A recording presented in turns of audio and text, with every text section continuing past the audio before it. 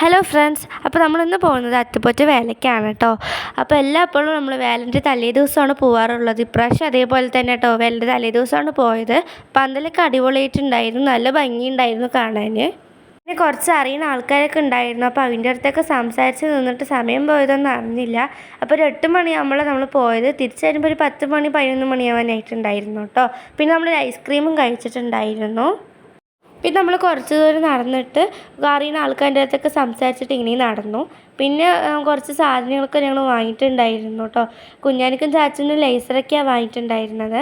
പിന്നെ ഈ hydrogen balloon കണ്ടപ്പോൾ നല്ല രസമുണ്ടായിരുന്നു. അപ്പം നമ്മൾ വീഡിയോ എടുത്താണ് കേട്ടോ.